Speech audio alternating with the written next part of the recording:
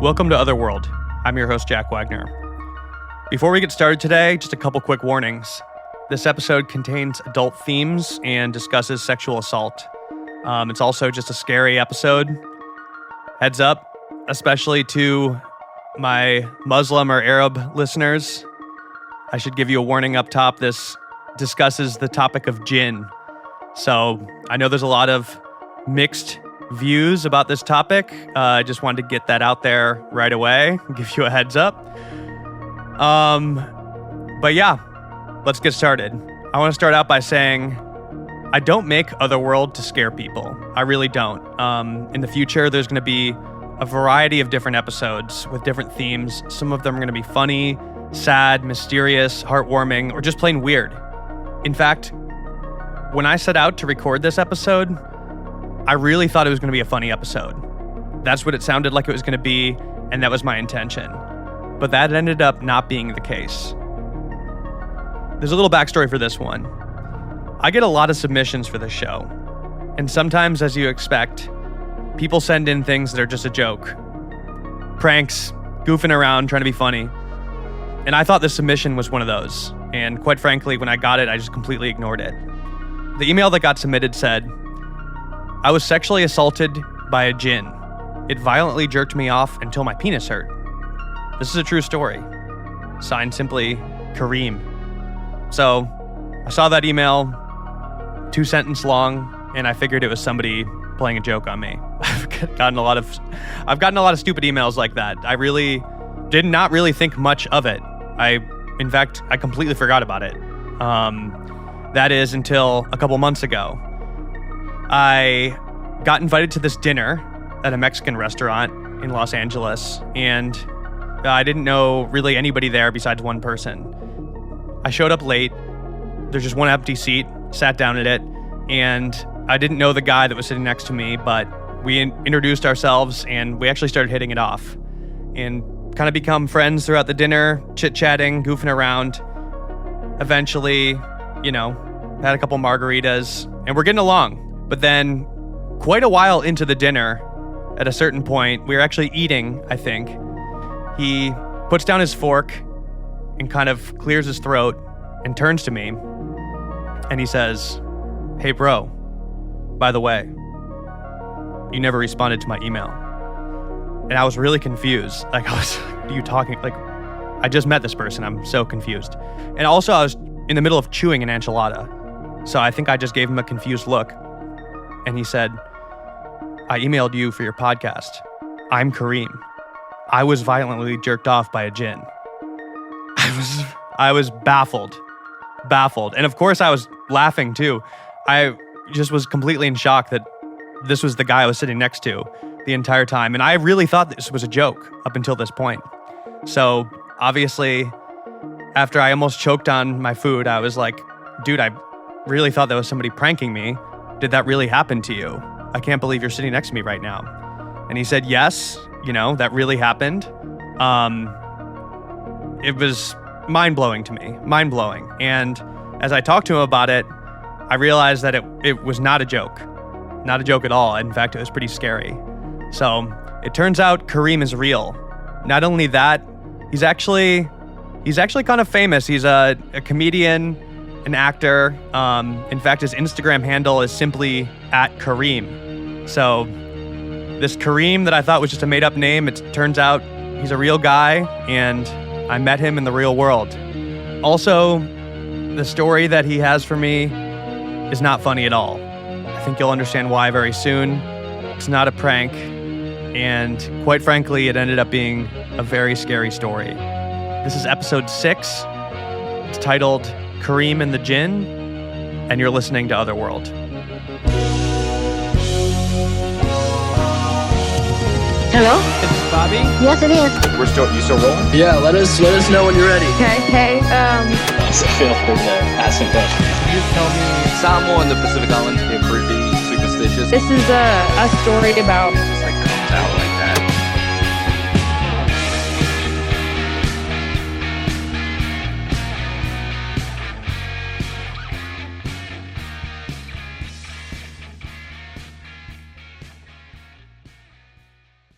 I can't believe I'm talking to you right now. The big day is here. So, this is not a joke. No, this is 100% serious. I know it sounds like a joke, but it's 100% true. And I have people who would be considered witnesses to this. Hopefully not too much of an eyewitness, considering No, it happened. not eyewitnesses, but they can corroborate the fact that I did indeed essentially report it to them. You know how like they would do that if it was a person? They would be like, oh, did you call your friend the next day and tell them that Yep. you were sexually assaulted? I did do that. Like I did tell people what happened literally the day of because it was so intense. And I have a long history with Djinn specifically.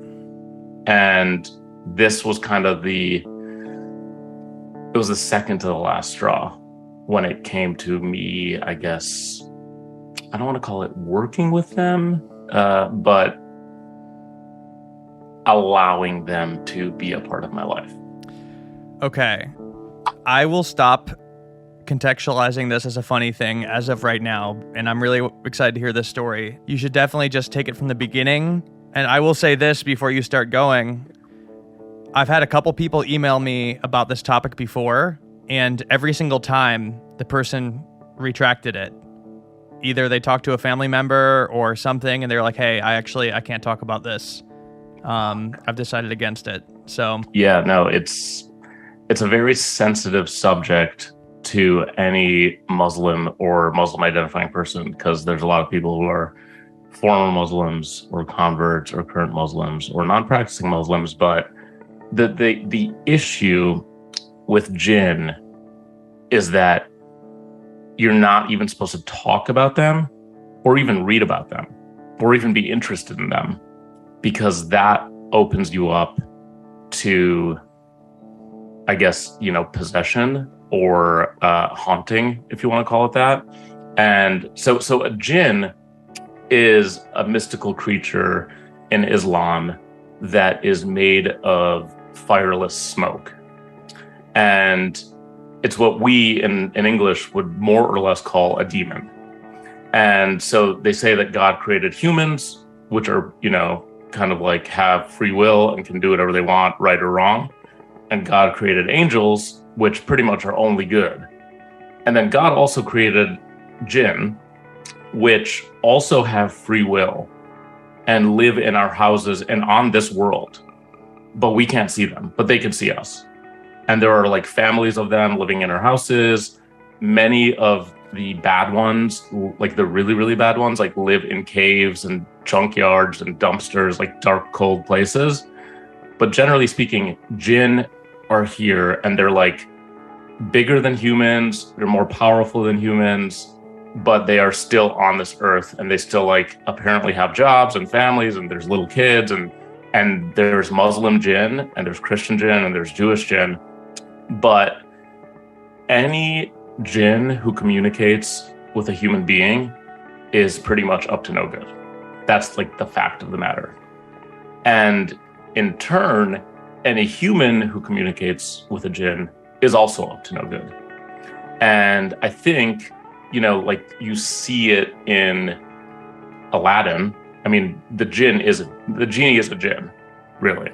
But they don't live in lamps and they don't grant you wishes. They can do things for you. They can do you favors, and they can like accomplish tasks. And in Egypt, I was born in Egypt, and in Egypt, anyone who is a truth teller or a fortune teller or has the ability to, do these magics, generally speaking, you're either completely lying and it's fake, or you are working with Djinn. The big problem with working with Djinn is that they are a lot more powerful than humans, and ultimately they'll destroy your life. That's literally that's the story. Is that if you work with a Djinn, if you conjure a Djinn, if you talk about Djinn, if you read about Djinn, if you do anything that has to do with Djinn, your life's gonna fall apart. And I honestly feel a little bit afraid right now because I kind of shut Djinn out of my life completely.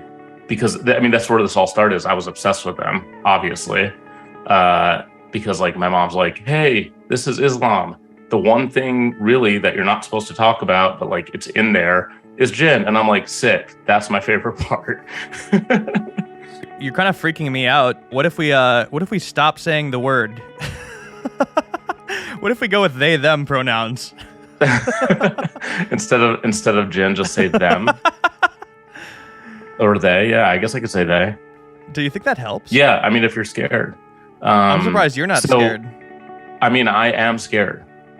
Like, I am scared. So if you fast forward, it gets really intense as an adult. Like, don't fast forward, take your time. Yeah, I'm not going to fast forward, but I haven't really talked about them for probably 3 or 4 years. When I was young, like I said, I was very into Djinn, mostly because it's the one thing that we weren't supposed to talk about, and it's like the dark arts, it's like the dark magic of Islam, and I'm like, ooh, that's cool. And like also the fact that they live on Earth and that they have families and they're made out of fireless smoke, I'm like, this is sick. Like, and you can like literally talk to them, like you can summon one. And in my mind I was like, look, I'm a good intentioned kid. I want to have a Djinn, but I don't want to use it for evil. And my mom is like, it doesn't matter. Any Djinn that you get a hold of is bad. They're bad, and they're going to trick you, and they're going to play tricks on you, and they're going to destroy your life. And so at an early age, I don't know the exact kind of age, but I had my first experience with one, which is that I was sleeping in my bed, and it literally started to like shake. And it was like The Exorcist when her bed raises up from the ground. Mine didn't raise up off the ground, but it was like literally shaking. And I didn't know what was happening. And I was a little kid, and I was just like, holy fuck, this is crazy. And I just laid in bed and I didn't move. And that now I know was the first kind of like Djinn experience. Because it's a common symptom of a Djinn kind of like attempting to make contact. And that's what they do, is like they'll do a little something and then see if you're open to it, and then you're like, oh cool, I'm like, the bed's shaking, nice, I'll take a little bit more. So in middle school, that was the first experience. And then in middle school, I started getting sleep paralysis, and my shit was real fucking intense. Like really, really intense, like horrible dreams, noises, and like in my ear, like I could feel like a tongue in my ear, like a long fucking horrible tongue. And I went to Cairo, Egypt, to visit my grandmother, and I told her about the bed shaking and the evil voices and the paralysis. And at this point, I think I'm in like high school. And so I had, was using the internet and was Googling these symptoms, and everyone's like, sleep paralysis. I'm like, okay, cool, I have sleep paralysis, which doesn't explain much, honestly. If you really like have read about sleep paralysis, they're like, we don't know, the brain goes into a weird state. And then it doesn't explain like why you see demons. It was these like a demon sitting on my chest or laying next to me in bed, and then my body's completely frozen and I can't talk and I can't move, and then there's like terrorism happening in my ears, and most of mine was audio. It's really cool, kind of, I guess. Like, I didn't really see a ton, but I felt it. Like, I'd feel a heavy thing on my chest, and then imagine like as close as possible in my ear, it would literally be like noises like but like super loud, like deafening loud. And it happened so much, and then I finally learned how to release myself from it, and it took a long time, but I would actually wake up, I guess, if that's what you want to call it. I would wake up in the sleep paralysis, and I would be like, okay, move your finger. And it would take a little bit, but like the minute I moved my finger, I would snap out of it. But here's the other thing. In my sleep paralysis, and I don't know if this is common, but like I'm in my room, I'm in my bed, everything's exactly the same. Like I am awake and I'm looking at my room, or at least that's what it feels like. Like a part of me thought, like for a while, thought that maybe it like made a copy in my brain, and I was like dreaming that I was in my room and it was exactly the same except for these voices. But I think actually is I'm awake, I'm in my room, and the only thing that I'm dreaming, I'm using quotation marks right now, is the voices. But I think that the voices are real. I think that it's like literally a demon. And so I told my grandma all of this. I'm in high school. I told my grandma all of this, and she starts crying. And she's like an old Egyptian woman who's never left Egypt, who's like a practicing Muslim. And she's like, you're at risk for getting, possessed. And I'm like, okay, what do I do to not get possessed? And she's like, you have to like close. She's like, you're pretty much open and you keep letting these things happen because you're open, and they know you're open, and they know you're curious.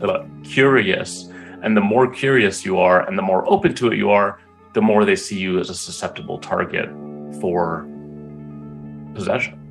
And then I was like, okay, I'll make it stop. But obviously I didn't. So in that conversation, I was telling her about the sleep paralysis, and she's like, that is not sleep paralysis. That's Djinn. He's like, you're literally being contacted by this evil creature. So that was scary. And she was like, you pretty much just have to stop thinking about them, stop being open to it, just stop reading about them. Cause I was like on the internet reading about them on like Reddit and like message boards. She's like, you have to stop everything. And then I went to this hotel in Cairo where my friends were like hanging out. And I went there and I was in the room and I was talking about Djinn. And we were talking about Djinn. Everyone was talking about Djinn. But then we were also talking about God and like the meaning of life. It was like one of those like old conversations that you would have when you're kind of like trying to understand yourself and the world around you. So everyone left the room. It was like me and these two girls, Wagma and Tiffany. And we were talking about God, Djinn, good, evil, life, everything that like I said, those conversations that people have. They left the room and I like laid down in my bed in this hotel room and it was all quiet. And then the lights started flickering on and off, like somebody was turning the lights on and off. And then the door started rattling, like really intensely, like somebody was trying to come into the room. And the lights were flickering on and off, and the door was rattling, like someone was trying to come into the room. And then the room started shaking, the whole room. And I was like, holy shit, there's an earthquake. Like that was my reaction. So I was like laying in bed, like waiting for the earthquake to have. Never been in an earthquake. And it stopped. And then I like ran outside into the hallway and there's just no people.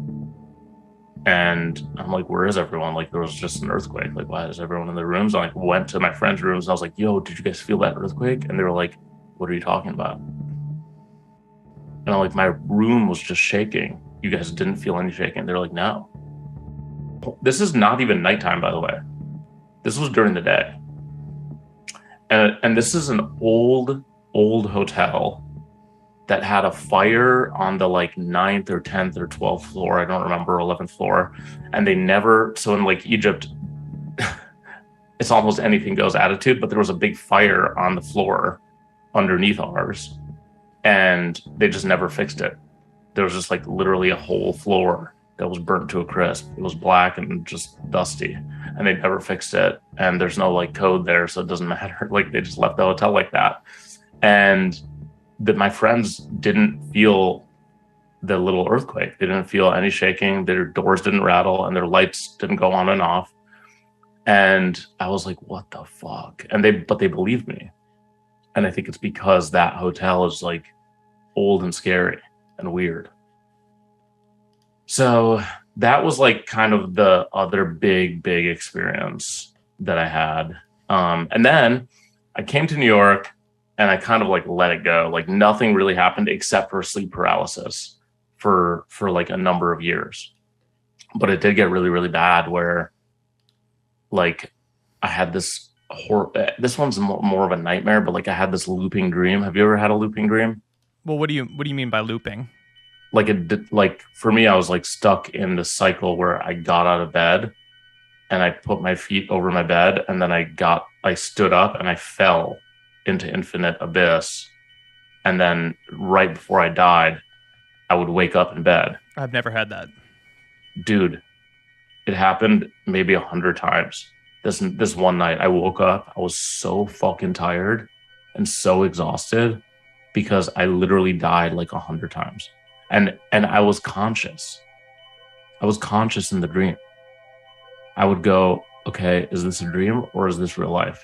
And then I'd be like, well, let's try it out. And then I'd put my feet over the bed and I'd fall. Literally, my heart would, like, you know, that thing when you fall and your heart like freezes.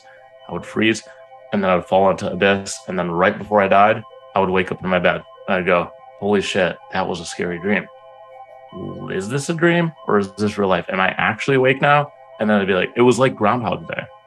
And it was so fucking stressful. And I woke up and I was sweating and I was so tired and I was so emotional and I was like really defeated.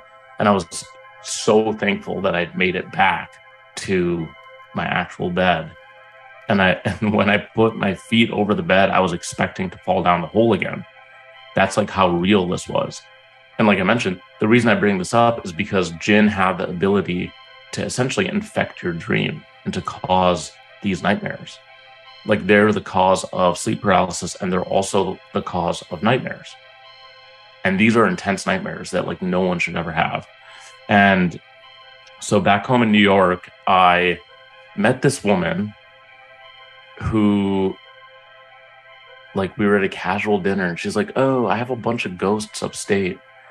And I was like, what are you talking about? And she's like, I just have all these spirits and ghosts and, you know, it's really nice and I'm not afraid of them. And, you know, she really was casual about it. And so I started telling her, I was like, oh, like I've had a lot of supernatural weird experiences. It's like a lot of Djinn stuff. It's a lot of nightmare stuff.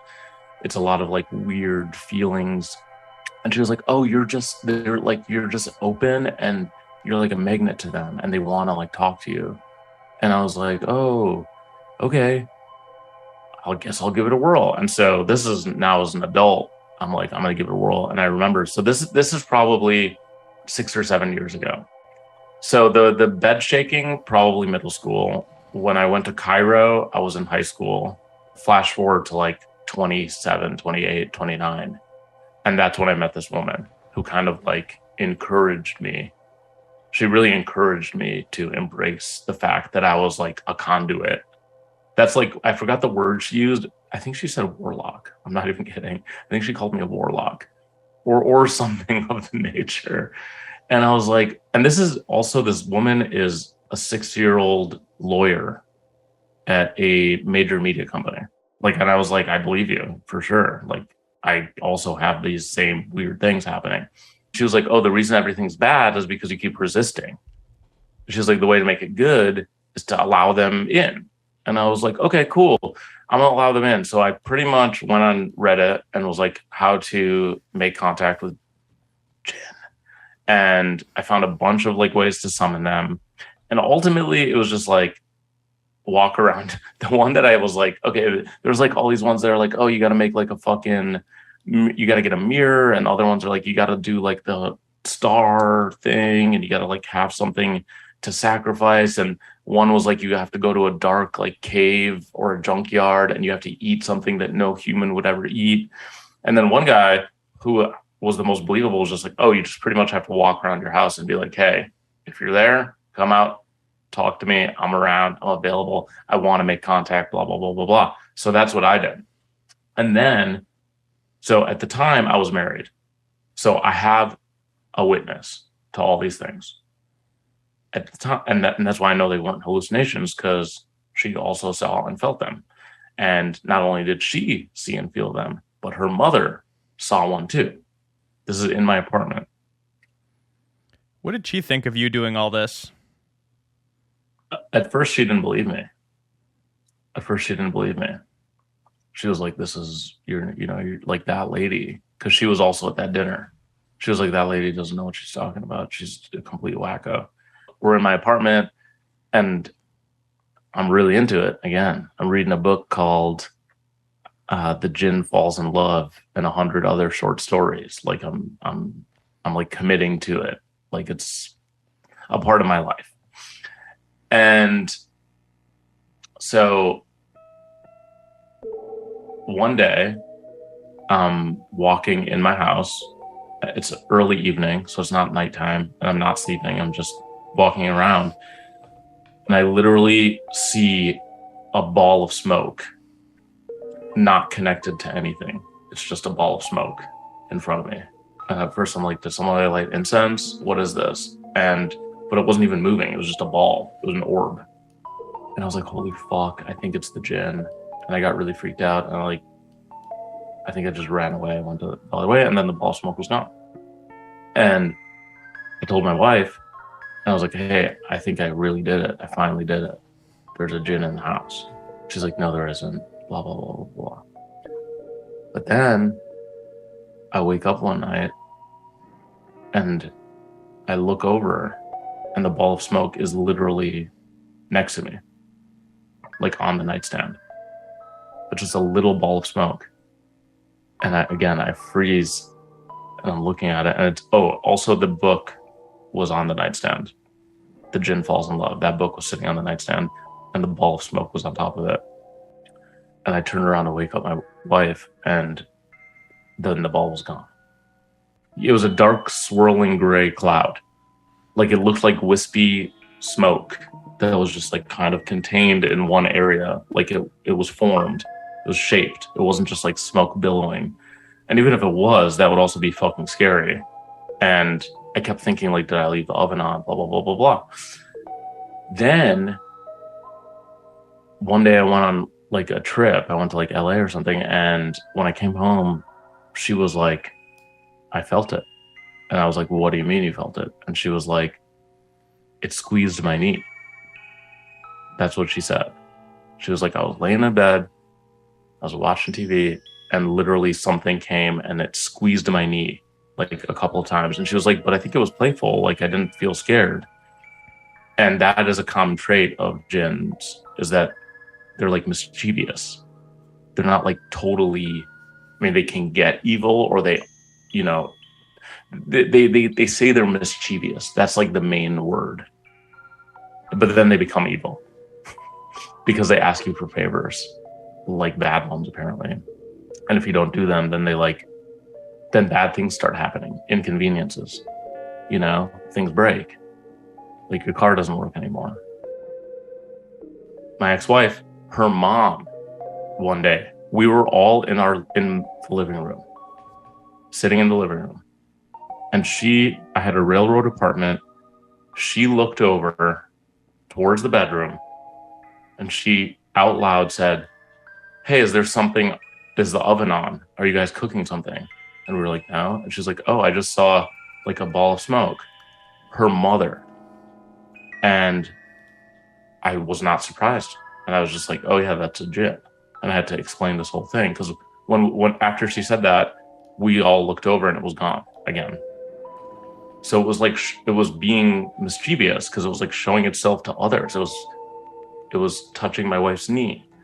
And so the story that we're talking about happened shortly after that, when like this whole time I'm getting these bad nightmares, I'm getting sleep paralysis, I'm getting this fucking voice, this audio.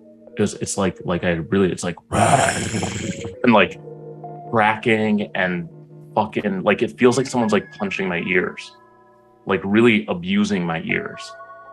And this one night, like I keep saying I felt awake because these things are so hard to explain. I was awake. I mean, all of these smoke things happened when I was like in the afternoon. All these smoke things, I know I wasn't asleep. But this one night, I didn't feel like I was sleeping, and I also didn't feel like I was awake. I mean, when I remember it, I'm just laying in bed. And I hear the thing from far away, like but it's far away. and it's getting closer and closer and closer. And I'm like, I'm honestly in my head, I'm like, am I sleeping or am I awake? And also, I don't want this to happen right now. I don't want this. I don't want this. And then it's in my ear and it's assaulting my ear.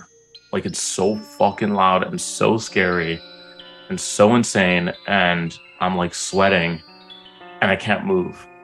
I can't move my body. I can't move my hands. I can't move my eyes. I can't do anything. And I can see my wife sleeping next to me with her back turned away. Like out of my peripheral. You know what I mean? I can move my eyeballs, but I can't move my actual head. And then the voice is still happening, and I feel on my fucking dick this humongous pair of hands. Like, huge hands. Like, they're maybe 3 times the size of normal hands. And Djinn are said to be like 8 to 9 feet tall. So that would kind of make sense. It's a different thing. But so the hands started like fucking jerking me off. Like hard. And I remember being like trying to say no and like trying to escape, but like I couldn't move my body. And it was doing it really, really, really hard. And I was in pain, and it was also screaming that noise in my ear and putting its fucking weird tongue in my ear. Like a long, big, fat tongue. And eventually I like felt like I just like went like, bah, and like broke out of this thing. And I was fucking really emotionally, like I felt shamed. I felt shame. And I did have a boner, like I was hard. And it felt like someone had been touching my penis. Like it felt like hands had been on it. I really felt shame. And that is one of the main reasons I'm like, that actually happened. Because I didn't, it didn't feel like a fucking wet dream. It didn't feel like I was horny. Like I felt like I was touched literally in a bad way, and I didn't want it. And I felt shamed, and my groin hurt, and my fucking my ears hurt, and I was sweating. And I woke up my ex-wife, and I was like, hey, I think I just got like almost raped by a demon. And she believed me because she had seen all of these things in the house and like knew that it was a problem. And after this happened, I was actually felt like gross and bad. And like, I was like, I don't want this anymore. I don't want any more djinns in my house. I don't like, this is now it's gone too far. Like all the other stuff was hee ha ha. This is so harmless. But then I like physically felt like hurt, and I felt disgusting. Like I felt shame, and I felt emotionally like ran over. And so that day I was like, I'm out. I don't want it anymore. I started saying that in my house. I don't want it anymore. I don't want it anymore. I don't want it anymore. And then there was one last time, though, where it got really bad. And that I had to start, I went to the mosque after this one thing happened. I was like, I need to like cleanse my soul because I'm obviously fucked. And I started getting really worried. And I called my mom. And she was like, I told you not to fucking do it. Called my grandma. She was crying and wailing. And she's like, you have to go to the mosque. These like, you went way too far. My mom was so upset. And everyone's like concerned about my well-being, but they're all aware. They're not like, oh, you're schizophrenic, or like you have some sort of mental health problem. They're like, you are almost about to be possessed by a djinn, and you have to stop. And so this last thing is, my ex-wife and I were traveling. We were in Kyoto in Japan, and we're in this hotel room. It's a tiny hotel. Like, I don't know if you've ever been to Japan, but they have tiny hotel rooms. And I'm laying in bed, and I'm awake. And I'm laying in bed, and I'm looking at the ceiling, and it's black. The room is pitch black. I'm looking at the ceiling, and a fucking little tiny, littlest light is like in the ceiling. Like this little light, but it's not a window. It's just the ceiling. This little tiny light appears, and I'm like, oh, don't know what that is, but maybe it's something like an alarm system. But then the light starts getting a little bit bigger and bigger and bigger, and it becomes this fucking like hole in the ceiling. And I jump out of bed and I turn the lights on, and I look at the ceiling, and there's nothing there. There's nothing. But I was awake. I wasn't asleep when I saw this. And I woke up my ex and I was like, hey, I just saw like a light in this room, like a big fucking light that started small. And I was like freaking out like this. And she looks at me, and I shit you not. And she goes, you're starting to scare me. And I go, what do you mean I'm starting to scare you? And she's like, your pupils are really dilated. Like they're huge. Like your eyes are black. And I was like, no, what do you mean my eyes are black? And she's like, your eyes are completely, your pupils you don't have pupils. You just have black eyes. And I'm like freaking out. And so I get up and I go to the bathroom and I go like this, and they are big. I mean, they weren't filling up my whole eye, but I had humongous pupils, like big, like the Homer Simpson, like when he sees an alien big. And I come back to the room and I'm like stumbling around, kind of like I'm like a little baby horse, and I'm stumbling around the room. And she's like, you're really starting to scare me. I'm like, look, I'm not trying to scare you, but I'm freaking out right now. And I was like, is this a dream or not? And she's like, it's not a dream. I was like, what should I do right now? She's like, you just like go outside or something. And I was like, okay. And this is December in Japan at like 1 a.m. And so I put on slippers and a robe, and I walk outside through the lobby. These people are looking at me like, where's this guy going? And I put on slippers and a robe, and I walk outside, and it's snowing. I'm in Kyoto, and like I felt all this air, and I was like, holy shit, like I'm awake, and that was not a dream, and something weird just happened, and I don't know where this is going, but I can't do this anymore because that was really bad. And when I got back, I started going to the mosque and really amping up the don't come around, constantly saying it. And then nothing happened again. And that's where I'm at today.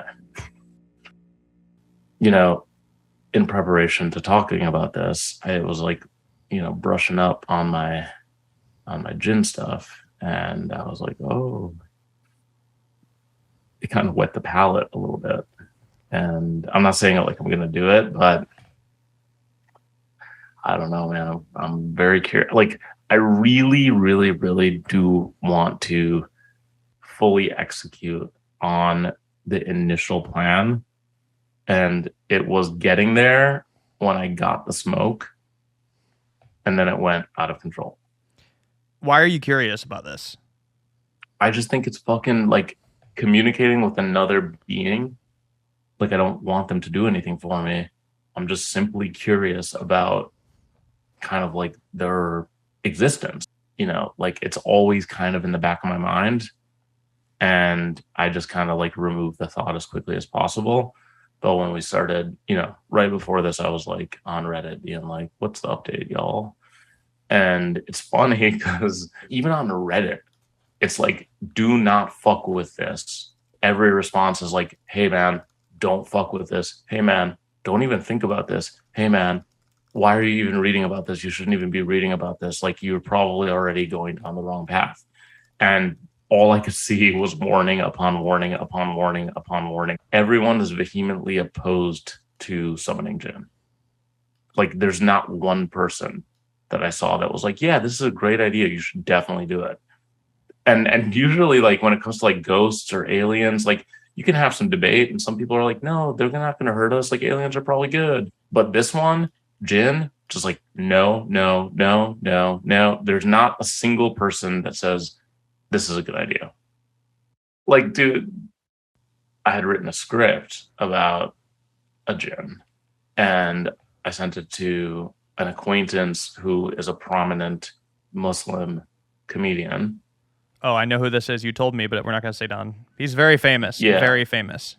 And he sent me a voice note. And I was like, yo, brother, like, I love you and I think you're hilarious, but I don't fuck with Djinn. I don't fuck with Djinn at all. And I didn't even read the script. The minute I saw in your email it said Djinn, I archived it. And I'm sorry. I just don't fuck with it. And I was like, holy shit, like, am I the worst one? Am I the worst person?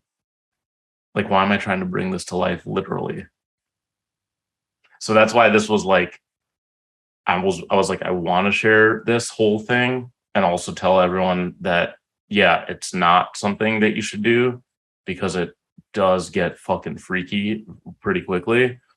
And I thought it would be a good opportunity to, yeah, like if anyone's actually interested in djinns, to probably listen to what everyone says and not toy with it because it gets dark.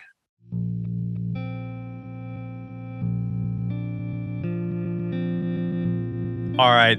Thank you, Kareem, for telling us those stories.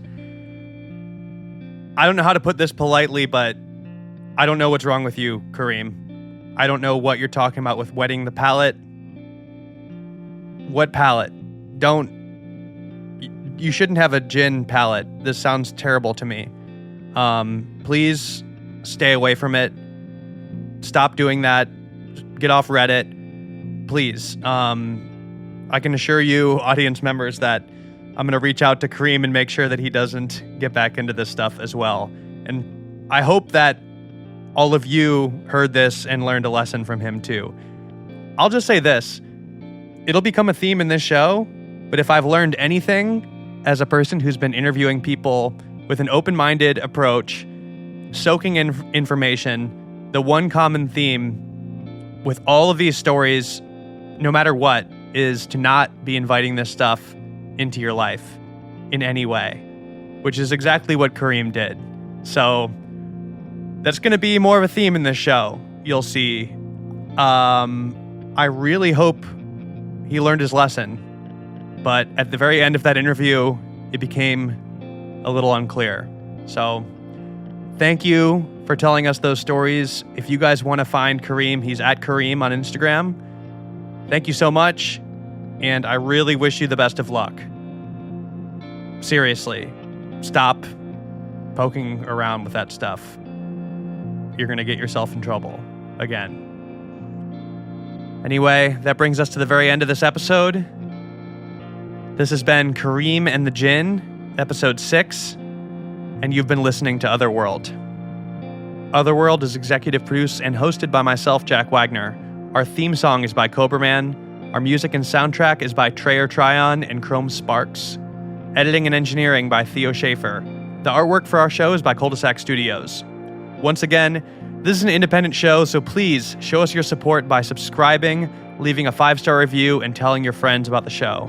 Also, if you or somebody you know has experienced something paranormal, supernatural, or unexplained, you could send us an email at stories@otherworldpod.com.